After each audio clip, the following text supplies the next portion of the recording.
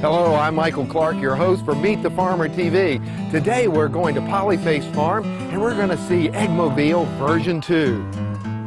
Our mission statement is to create ecologically, emotionally, and economically enhancive agricultural prototypes and facilitate their duplication throughout the world.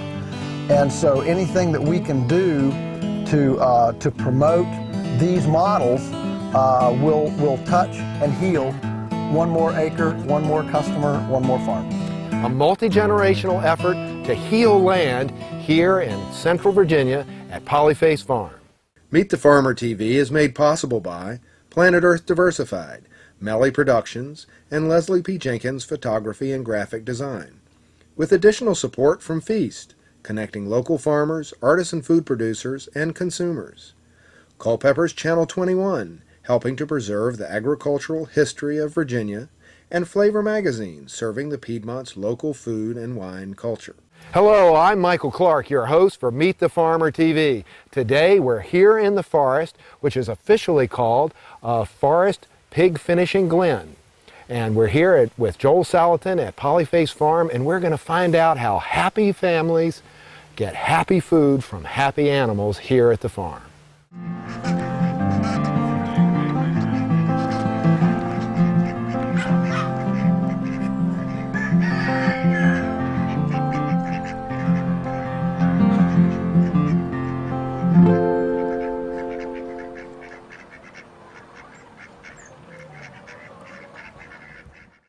I'm Joel Salatin. Welcome to PolyFace Farms. You're enjoying Meet the Farmer TV. So Joel, you have a number of speaking engagements coming up, and we see your poster child on the cover of Blue Ridge Outdoors here. And tell us about all of your outreach and the things that you're doing. Well, it's busy. It's busy. I speak to a lot of colleges, sustainable ag, even business organizations. I don't know, a lot of people are interested in food and integrity food and good food, and so here we are. So the big question would be then, Joel, how do you survive in this industrial food world? So far we've been able to, but we've had our skirmishes. In fact, I wrote a book, Everything I Want to Do is Illegal, to describe the kinds of battles that we've had so far. And I can tell you that it's not getting better, it's getting worse. It's getting, even with all the paranoia of industrial food, even with everybody, a lot more people interested in local, heritage-based, indigenous food, even with all that, believe me, as we take market share, as people opt out of the industrial system and we take market share, those big boys, they don't like that. They're not happy. They're not happy. And so they are willing to use the power of the Attorney General, the power of government pseudoscientists to foment paranoia to get you and I to give up our food security. You're going to speak about this here. Yeah, actually Tuesday, Bloomberg Television from New York City is flying me up to be on their business channel to answer the question, how do you survive? How do you handle the industrial food system? How do you, as a non-industrial farmer, exist or thrive in an industrial food system paradigm? And we'll be discussing these very issues right now, a lot of what you do is marketing direct to your customers. That's right. An intimate relationship, which is really what Meet the Farmer TV is all about. Let's get to know the customers and the farmers, and break some of those barriers so that they really know what's going on. Right. And as we drive through this area, we see a huge amount of commodity production, just corn or cattle. That's right. And those poor guys don't have that intimate relationship with their customers, so they have to do whatever the industrial food system says to do, because once their grain's on the truck, they got to sell it. That's right. That's right. And ultimately, I mean, for example, if it comes down that you have to microchip your cow to sell it at the stockyard, guess what? You're going to microchip your cow, and you're going to go into all this rigmarole, and it's going to be less money for you, and it's going to just, and eventually it'll be paid for at the consumer price shelf. The fact is that it doesn't it doesn't address food safety issues at all. It doesn't address any of them. All it is, it's interesting that the person pushing this nationally is Congressman Colin Peterson from Minneapolis, Minnesota, who just so he happens to now, since our own Congressman Bob Goodlatte, Republican, of course, the Senate, the Democrats taking over Congress. So Bob Goodlatte, who was chairman of the House Ag Committee, now is minority leader, and Colin Peterson is now chairman. Interestingly, his district in Minneapolis has the 3 world leaders of RFID, radio frequency identification device technology manufacturers in his district. Well, they certainly want it. Follow the money. Oh my. Yeah. Well, now, we've noticed in talking to, and there are some intelligent people in the government. Right. And and there's some people that really want to do some good things, but they are feeling tremendous pressure from the consumer, and the consumer is very fickle. They want cheap spinach and they want cheap chicken, but if their baby gets sick, they want the whole world to stop and prevent it from ever happening again. Right. So they're getting these pressures, which are really unrealistic pressures from the consumer. That's right. And so then the government officials feel embarrassed because here they are for years and they're supposed to be providing this safety, and so they grasp at the biggest hammer, the biggest gun they can get. Yes. But how do we get them to see that there are these simple ways that are actually global solutions? I just had a guy, ran into him in Boston 2 weeks ago. He was a mid-level guy with USAID in South Africa, stationed in South Africa. And he finally went up the chain of command to find out why in the world they were USAID was subsidizing projects that required heavy petroleum use, confinement housing, chemical use, hybridization, non-indigenous, all this stuff. And finally, he finally got to an upper level management at USAID, and that official told him, we want them to be dependent on U.S. exports. So it's a marketing program. Absolutely. It's the new colonialism a la slavery. Right.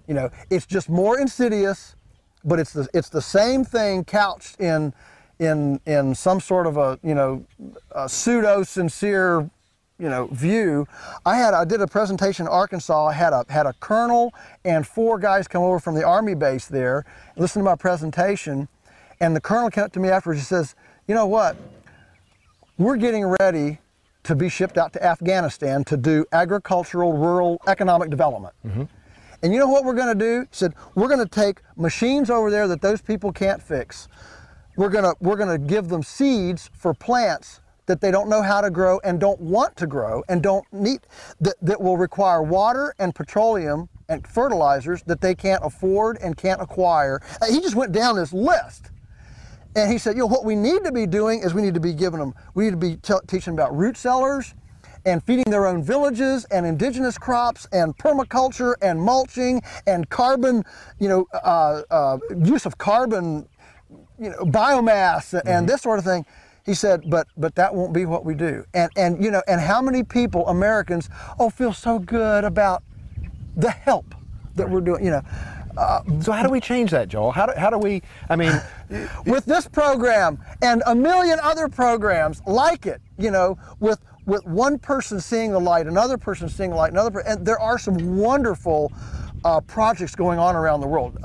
Don't get me wrong, all missionary efforts are not tainted with Wall Street. There are some really good projects going on, but you have to be like a pig on a truffle to find them. There are few and far between, and I can assure you that all of the good ones are non-government. They're all NGO, non-profit, private kind of little foundations that are doing. Well, let's get together and see if we can't find some of these and do a really feature on them and try to pull some of that up. The Blue Moon Fund? That would be one that would be worth looking at. Heifer Project International. Yeah.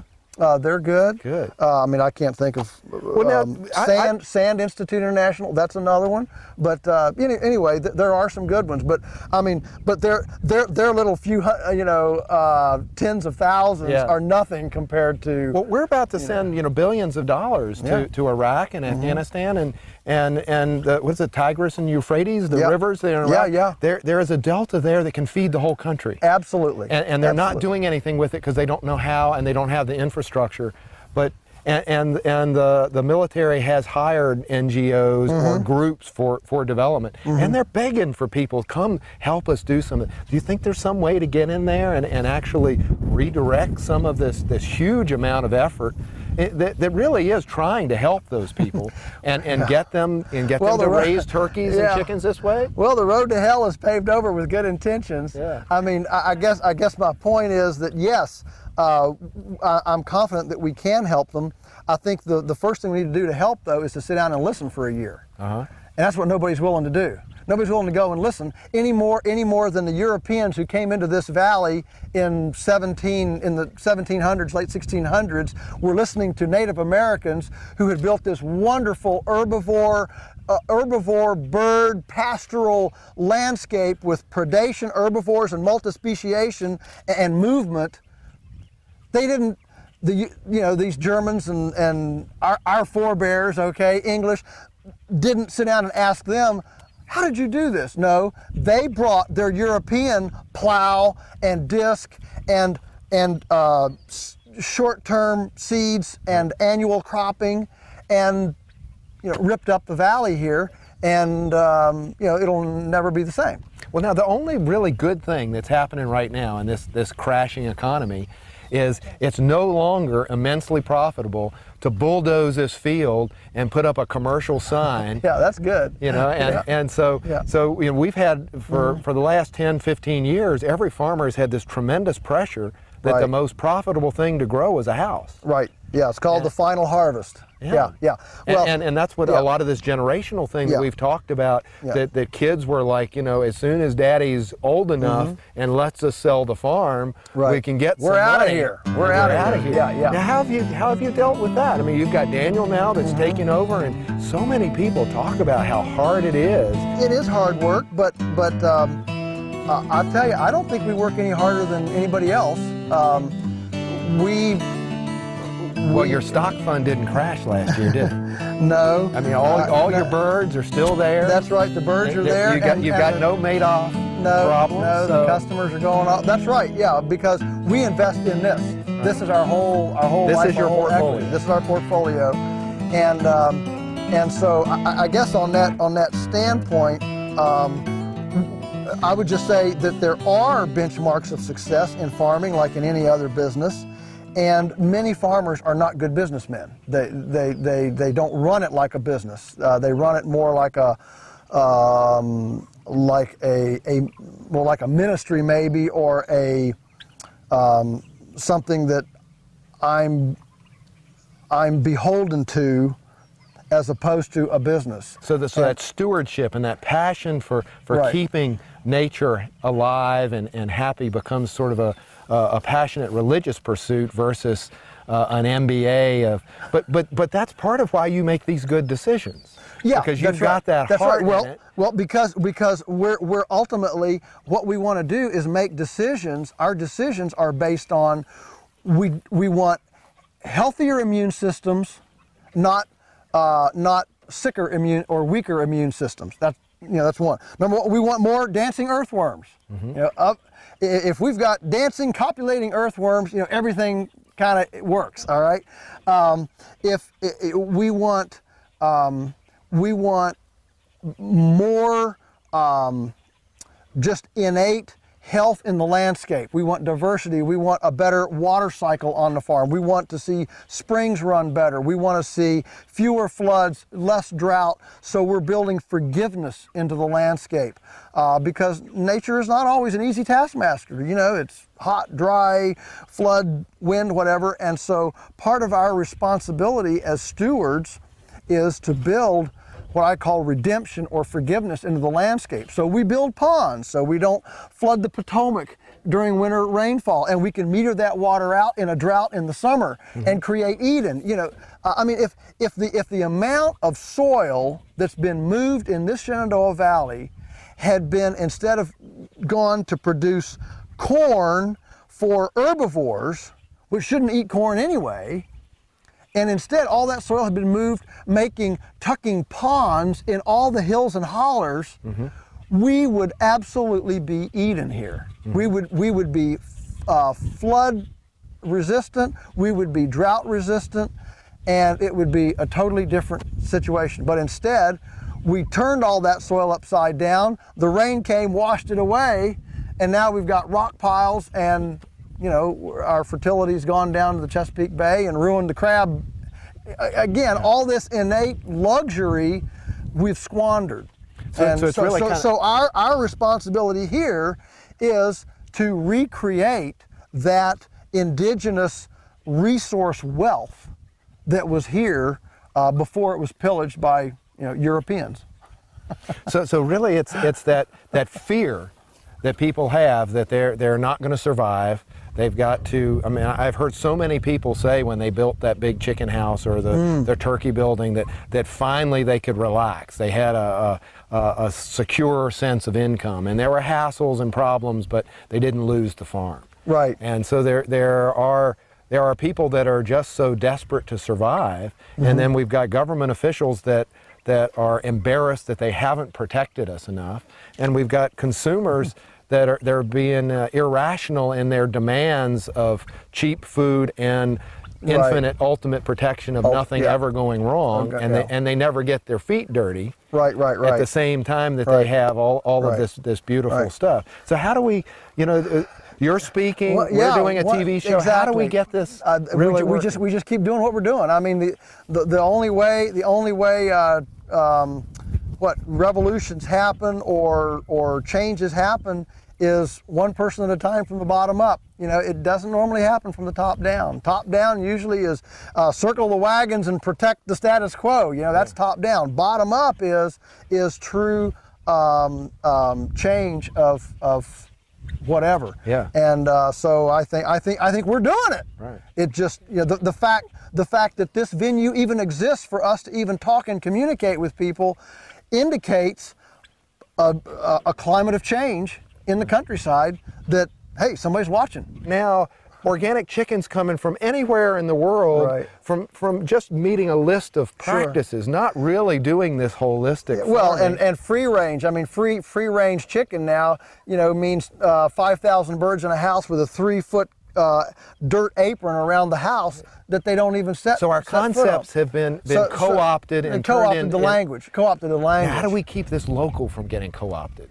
I mean, the only way we're going to get support against NAIS and the government stopping you is the local consumer says, I like what he's doing, don't stop him doing that. That's right. I want that to happen. But we already see a lot of big organizations are wanting to put a local sticker on and say, local, what does it mean? It comes from this continent? But is there some way that we can, I mean, maybe we've got to do more of this, the personal marketing like you do, where you see your customer face to face. I think, or certainly food clusters of some sort.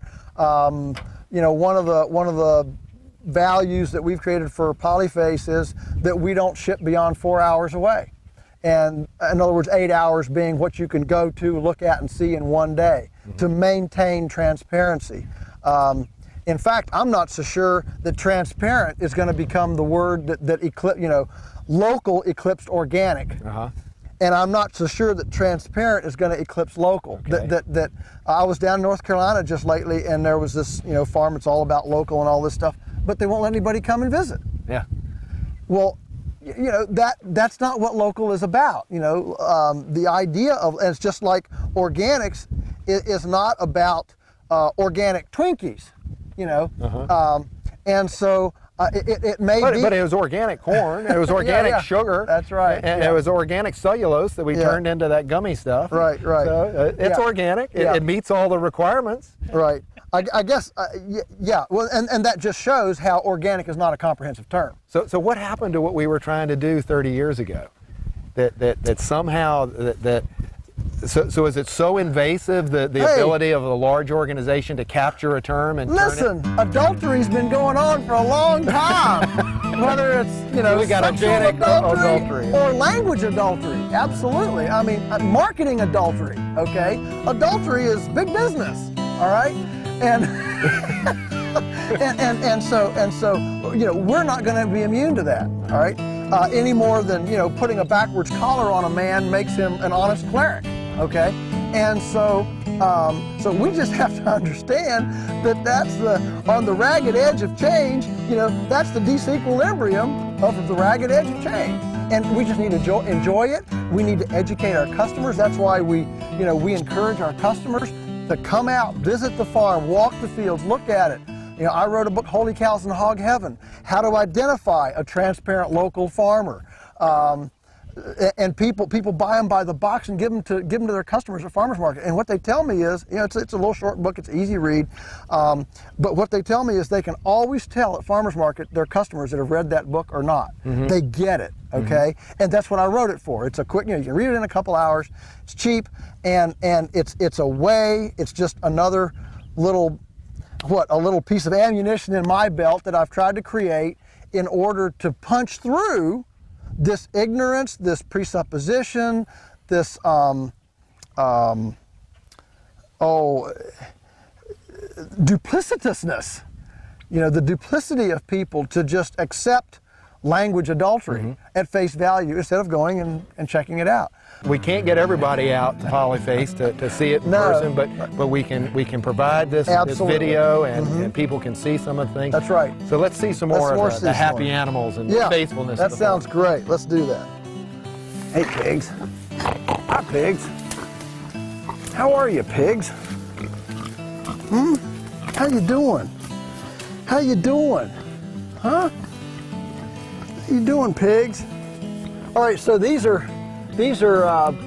forest finished pigs up in the woods, and this is like they were done, 100 years ago. Neighborhood, they'd turn their pigs out in the woods, and so these pigs are able to find roots and nuts and bugs and worms, and then they eat local GMO grain like the chickens as well.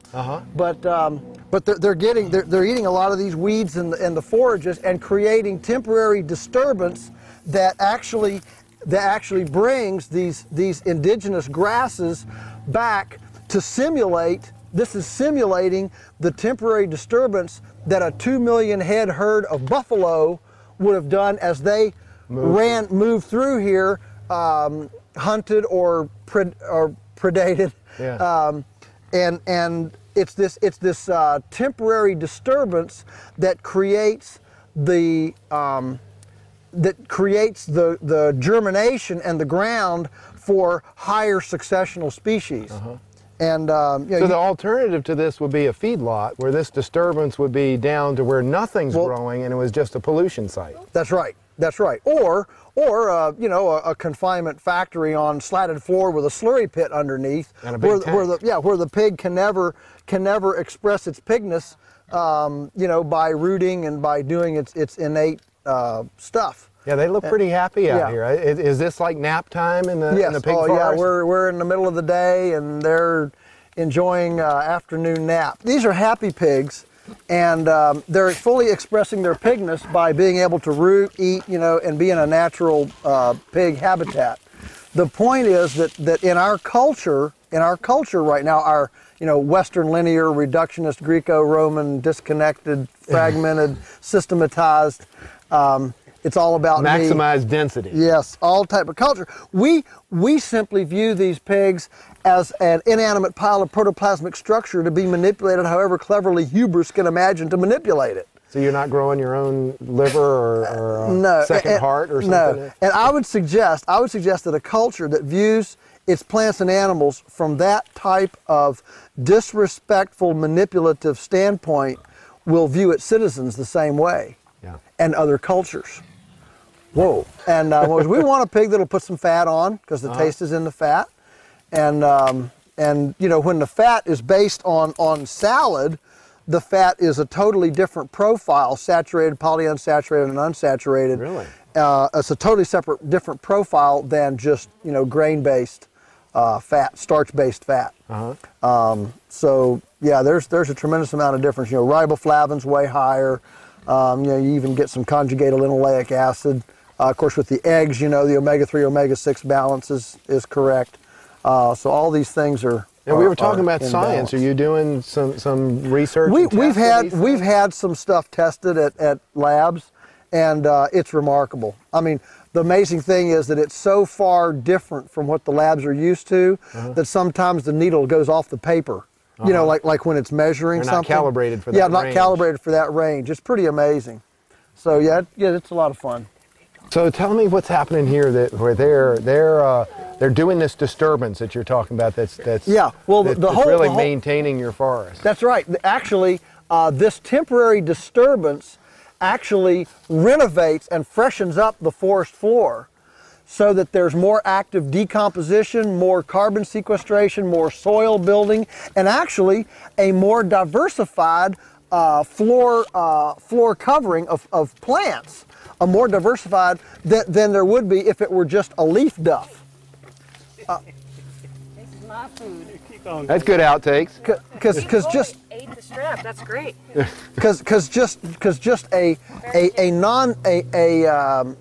non-decomposing sterile leaf duff is not nearly as viable a living system as this living polyculture underneath the trees. Right. So they're in an area for about a month, and then they're off for 11 months. So it's 1 month on, 11 months of rest. Very short time. So all their droppings and everything are incorporated in this low growth that is unnatural in just a that's right, in a forestal setting. That's correct. Let run. That's correct. So we would probably be lost in vines and poison ivy and rose bushes under here. If this wasn't your technique. Or it would just be leaves, just leaf a leaf litter. cover, leaf litter. Yeah, as opposed to all these different plants that are intercepting more sunlight and encouraging additional biomass production on the forest floor. And then this is actually part of your sustainable timber also, because you can harvest worst out first and not clear cut. That's so right. you would destroy the home for your pigs if you clear cut. Oh, that's right. And the beauty, of course, the beauty of this then is that while the forest is growing, you get this annual cash flow through the forest. So the forest now doesn't have to economically, it doesn't have to justify itself. It justifies itself partially and as a habitat for the pigs. So you get annual income streams while this once in a blue moon harvest of the forest is going. And you know, everywhere you go, the foresters are always, hey, how do we get people to maintain their forests? Because the cycle is so slow. I mean, like once a generation. But you can just move these pigs through continuously. Absolutely. This way, every year, this forest is displacing about anywhere between $300 and $500 per acre worth of grain every single year.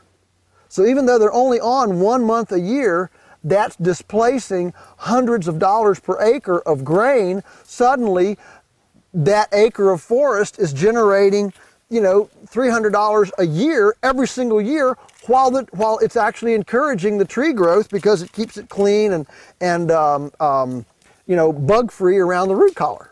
Well, there you have it. PolyFace Farm here with Joel Salatin, a passionate farmer trying to heal more acreage, not just grow more crops.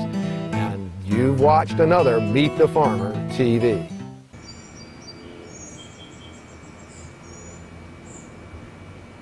Meet the Farmer TV is made possible by Planet Earth Diversified, Melly Productions, and Leslie P. Jenkins Photography and Graphic Design, with additional support from Feast, connecting local farmers, artisan food producers, and consumers.